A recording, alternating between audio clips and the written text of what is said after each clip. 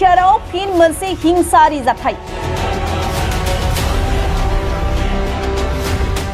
जाथायजों लोब्बा थानाय सासे दुथांखौ गोदानै जोनोम मोननाय एपिपि हानजानि होनना मिन्थिनाय जादों। खौसे जाना सासे उन्दै गथ'खौ बुथारबाय दुथां आखुनि सानै सुबुङा।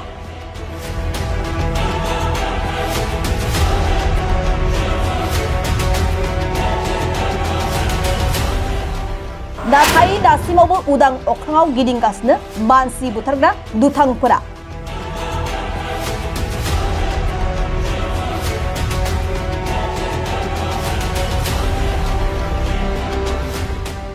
गिबियाव नैबे सानै दुथांफोरखौ एसे नोजोर हो।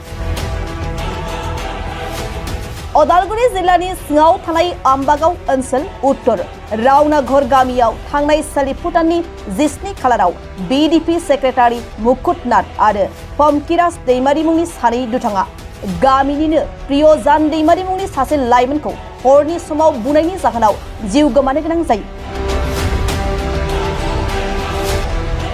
जाय जाथायखौ लानानै दिनैनि सानाव थार बिजिरनाय मोननांगौनि थाखाय आयेननि खाथियाव आखाइ खबजबनो गोनां जादों प्रियजान दैमारिनि जोनोमगिरि बिफाया। बेराफारसे मख'नो गोनांदि दुथां आखुनि पमकिराज दैमारिया गोदानै दाजानाय अल्टारनेटिभ पार्टी अफ बड'लेण्डनि सोद्रोमा होनना गावखौ सिनायथि होयो होनना फोरमायदों दुखुथिया बिफाया। आं बे बेलायाव खास्रि बिस्रि बुथारनायनि जायगायाव आंनि बेलायाव आं बेखौनो बुंनो नागिरदों जे जायफोरा जेबो दायनिगिरिखौ नुवालासिनो आंनि गथ' प्रियजान दैमारिखौ लामायावहाय थांबाय थानाय अबस्थायाव एटेक खालामदों, बेफोरबायदियाथ' आरो कुनु आयेननि खिथाबाव बिब्दि मानसि बिना दुखुआव फासि होनायनि बा एटेक खालामनायनि रुल आयेनाव गैया। अब्ला दिनै बिदि संसाराव जुदि आयेनावनो गैयाब्ला दिनै हले बिसोर सानै गथ'आ बा सेंग्राया जायानो जाहाथे बिसोर सानै मानसिया पंकिराज दैमारि आरो मुकुट नाथ होननाय सानै मानसियाहा आंनि फिसाज्ला प्रियजान दैमारिखौ लामायाव सासे थैनाय मानसिनि न'खराव नेनो थांनाय मानसिखौ लामायावहाय एटेक खालामनायनि बहा अधिकार मोनखौ बबे आयेननि बिजाबाव लिरनाय दोङो? बिब्दि दङब्ला हले आङो गनायनानै लागोमोन। नाथाय गनायनानै लानो हायैनि जाहोनाव बेनोसै जे आयेनाव बिब्दि लिरनाय गैयैखाय आङो आयेननि बेबस्थाखौ लानो थाखाय आङो दिनै रायजोनि सिगाङाव आरो सरकारि आदालतनि सिगाङाव आं बेखौ आन्तरिकतारै आङो बेखेवनानै बुंनो गोनां बायध' जादों। आं माबा मोनसे बेबस्थाखौ आङो लुबैयो।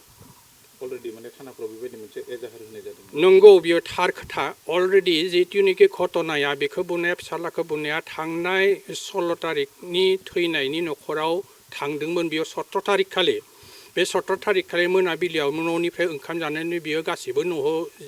माबाफोरा लोगोफोरा न'खराव गिनायनि जाहोनाव नेगोन। आंबो लोगोफोरजोंनो बिसोरजों नेजाबफाहैनोसै ओरैनानै बे हारसिंनो ओंखाम जानानै बे थांदोंमोन। बे थांनायनि अबस्थायावनो लामायावहाय बिसोर सानैया फैनानै लोगो मोननायाव हठातै एटेक खालामनानै बेखौ गाज्रि माबा राव होनानै गाज्रि माबा आखाइजों दम होनानै बेखौ गाज्रि मोदोमाव पानिशमेन्ट होदों, मारधर खालामदों एबा बुदों। गतिके बे बुनायनि जाहोनाव माने आङो दिनै मा बुंगोन मा बुङा आं बेखौ जेबो बुंनो हाला। जे फिजिकेलि जे माबोरै जादों बेखौ जोङो मेडिकेल ट्रिटमेन्टबो खालामदों आरो बे मेडिकेल ट्रिटमेन्ट खालामनायाव माखासे बाङाय इन्जुर मोनदों आरो बे इन्जुरा जोंथ' डक्टर नङा, मेडिकेलनि मानसि नङा। गतिके मा धरननि भितराव मा धरननि दुखु मोनदों दुखु मोनाखै बेखौ माने रिजाल्टआसो बुंगोन। ओरैनो साननानै जोङो बिसोर सानैनि सायाव जे आयेना मा बुङो आं आयेननि हेफाजाब लाथारनांगोन होननानै साननानै आङो पुलिसनो बे 17 तारिख खालिनि केसनि माबानि उनाव घटनाया जाथाया जाखांनायनि उनाव आङो बिसोरखौ अपेक्षा खालामदोंमोन जे मानसियाथ' बुजाबाय जेला जे बिसोरनि न'खरनि परियाल मोननैबो साइडनि न'खरनि परियाला आंनि न'खरनि परियालाव फैनानै शरणागत जाफैथों, उन्दै जाफैथों। होमब्ला जोङो रायजोआ बा समाजखौ लानानै आं न'खरनि परियालखौ लानानैबो आङो खेमा खेमि जागोन। होमब्ला बे सबसे बेटार जोंनि समाजनि थाखाय ओरैनो साननानै आङो सानबाय थादोंमोन। नाथाय दुखुनि बाथ्रा बेसांखिनि साननाय सत्तेयावबो अपेक्षा खालामनाय सत्तेयावबो बिसोरो आंनि न'खराव फैयाखिसै। आरो जायफोरानोखि बुनाय बिसोरथ' दिनैहालागै सायखंआनो जोंनि खाथियाव नुजाफैयाखै आरो निमाहाबो बिफायाखै बिसोरनि एगेन्स्टआव बिसोरनि फेभाराव बिनि बिमा बिनि बिफा आरो सानैसो न'खरनि परियाल लानानैसो आंनि खाथियावहाय गसंफैदों दा बे गसंफैनायावनो माने माखासे खोथाफोरखौ डिसिजननि सिगां सावरायग्रोनानै मा बेबस्था लानाय जायो बे बेबस्थाखौ लानो थाखाय जोङो सावरायबाय न'खरनिफोरजों ज' जानायनानै सावरायखांनायनि उनाव आङो बिसोरनि जिथु सानब्रै नेनाय सत्तेयावबो मानिखाय आङो बाध्यतामूलक आयेननि हेफाजाब लानांथारसिगोन होननानै आङो 22 थारिख खालि उदालगुरि आरक्षी थानानि भारप्राप्तनि खाथियाव आङो एफआइआर जारि खालामनाय जादों आरो बे एफआइआर जारि खालामनायनि उनावसो बिसोरो रायजोफोरा बा न'खरनि परियालफोरा आंनि खाथियाव फैदों जे उन्दै जानानै जे एफआइआरखौ उथायनांगौ होनना बुंनायखाय आङो एफआइआरखौ डाइरेक्टयै उथायनो हाया नोंथांमोना एफआइआरखौ आं उथायगोनब्ला जाय मानसिया दायनिगिरि बे दायनिगिरिखौ आंनि खाथियाव लाबोथों आरो दाय खामजानाय मानसिया खेमा होथों आरो दाय खामनाय मानसिया खेमा बियोब्ला बेयावहाय माबा मोनसे सलुसन जागोन ओरैनानै आं बिसोरनि सायाव आं डिमान्ड खालामदोंमोन नाथाय बिथांमोना बुंबाय जे बेखौसो जों लाबोनो हाया जुदि लाबोनो हायाब्ला बेथ' बहुत गोजानाव डिउटियाव दोङो गतिके डिउटियाव दोङो जेला बे थांबायानोसै गतिके जोंनो बिनि जानानै बंख परियाल जानानै नोंनि खाथियाव जोङो गुसर गाबफायदों निमाहा बिफायदों नोंथाङा अनुग्रह खालामनानै जोंनि मोखांखौ नायनानै जोंखौ एफआइआरखौ उथायलांनांगौ होनना बुंनायखाय आंनि न'खरनि परियालफोरजों आं रायज्लायनानै समाजनि माखासे मुरब्बिजों रायज्लायनानै बिसोरनि जिथु रिकुवेस्टखौ आङो बाङाय एसे गनायनानै 50%खौ आं गनायनानै लाबाय ओमफ्राय आं बुंबाय मा नोंथांमोना जुदि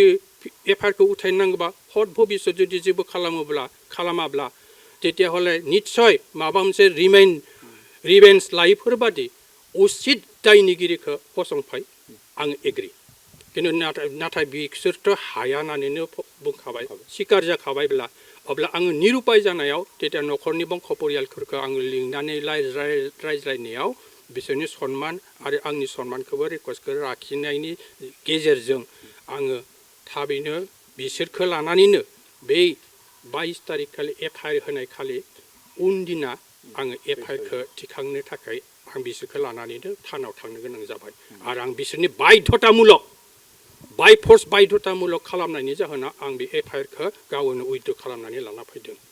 होदों गतिके बिनि उनाव जिहेतु बै एफआइआरनि गेजेरजोंनो केसआ रानिं जागासिनो दङ प्लास ट्रिटमेन्टआ रानिं जागासिनो दङ डेट मिन्स रानिं जागासिनो दङब्ला तेतिया हले बे केसनि संक्रान्तआवनो नेनो जोङो फाइनाल ट्रिटमेन्ट खालामनो थाखाय नेदोंमोन मानसिखौ समबार दिनाव आङो मेडिकेल टेस्टफोराव जोङो टिएमसिआव लांनो होननानै सानदोंमोन उदैनि बेजारखौ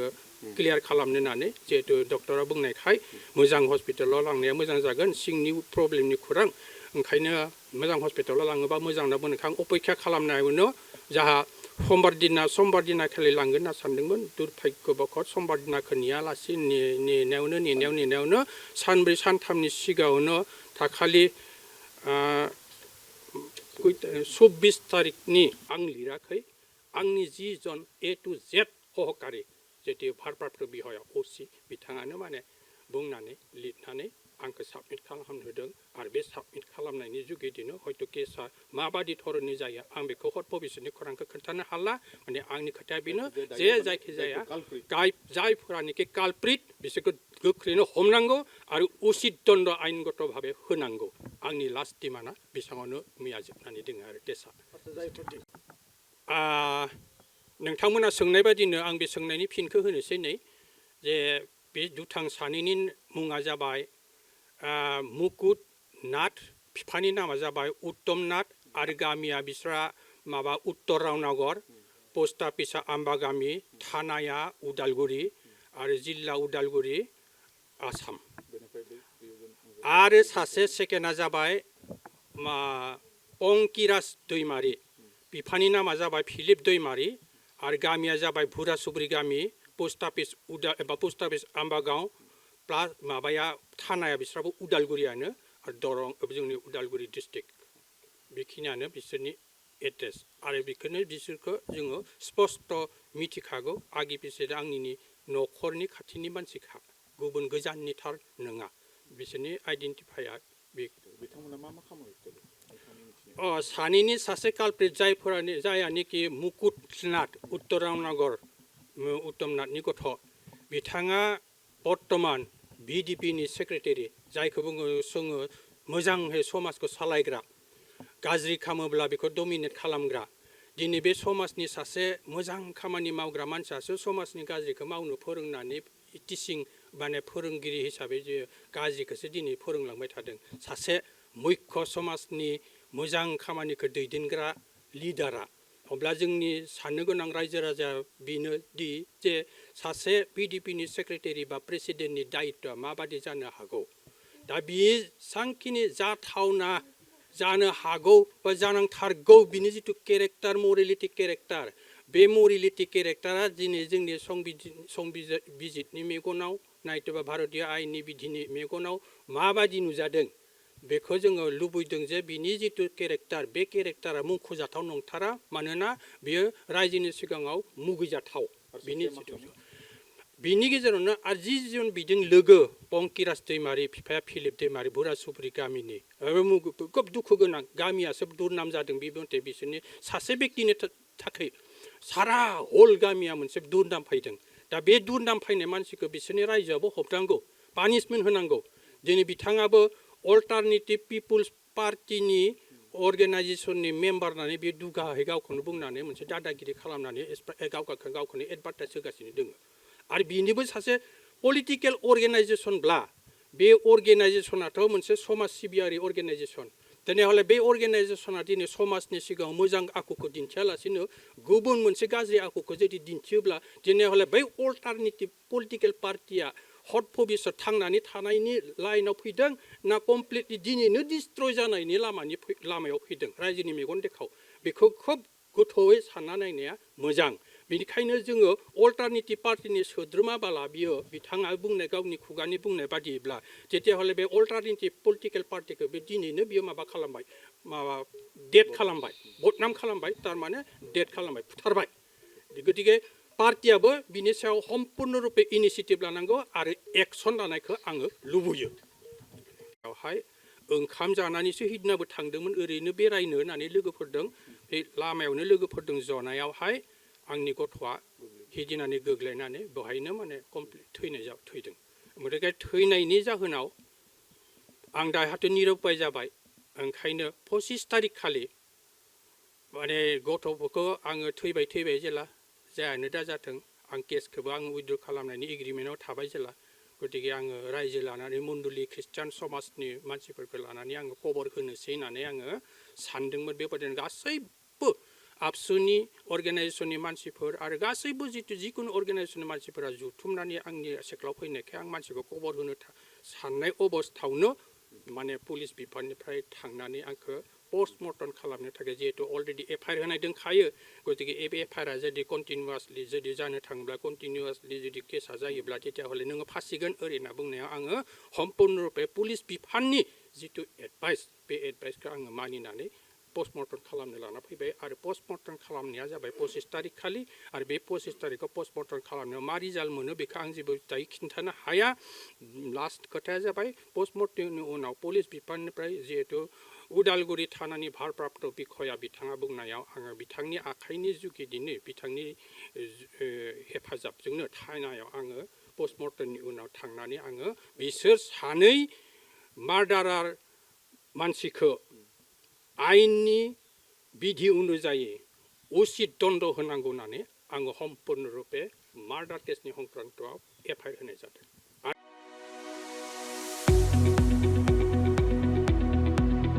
गुनगोनां सोलोंथाइ लानो गोसो गुदुं फरायसाफोरनि थाखाय गोजोनथाव खौरां क'क्राझारनि बालागाव सेन्ट आन्स कलेजाव 2025-26 बोसोरनि थाखाय गोदानै मुं थिसननाय हाबाफारिया जागायबाय एचएस थाखोआव आरो FYUG थाखोआव फरायसाफोरनि गोदानै मुं थिसननाया सोलिगासिनो दं क'क्राझारनि साहा बालागावआव थानाय सेन्ट आन्स कलेजनि एचएस थाखोआव कमार्स आरो आर्ट्स स्ट्रिमाव इंलिश मिडियामाव गोदानै मुं थिसननाया सोलिगासिनो दं आरो बेजों लोगोसे FYUG एबा 4-year आन्डार ग्रेजुएटनि थाखायबो कमार्स आरो आर्ट्सआव गोदानै मुं थिसननायाबो जागायबाय FYUG नि आर्ट्सनि थाखाय English, Bodo', Assamese, political science, education, economics, history आरो ससिय'लजि आयदायाव मेजर लानानै सोलोंथाइ लानो हागोन आरो बिकमनि थाखाय फाइनान्स, एकाउन्टेन्सि, मार्केटिं, मेनेजमेन्ट आरो HR मेनेजमेन्ट आयदायाव मेजर लानानै सोलोंथाइ लानो हागोन। गुनगोनां फोरोंगिरिफोरनि सोलोंथाइ होनायजों लोगोसे बेवहाय बायदि उफ्रा सोलोंथाइबो होनाय जायो, जेरै computer class, spoken English course आरो गुबुन सार्टिफिकेट कर्सफोरनिबो सोलोंथाइ लानो खाबु होनाय जायो। बे कलेजाव स्पर्ट्स फेसिलिटिज, लाइब्रेरि फेसिलिटिज, वाइफाइनि फोनांजाब राहाजों इन्टारेक्टिभनि राहा आरो smart board, classroom, air condition computer lab आरो बेजों लोगोसे माखासे फरायसाफोरनो रिमिडियल क्लासनिबो खाबु होनाय जायो।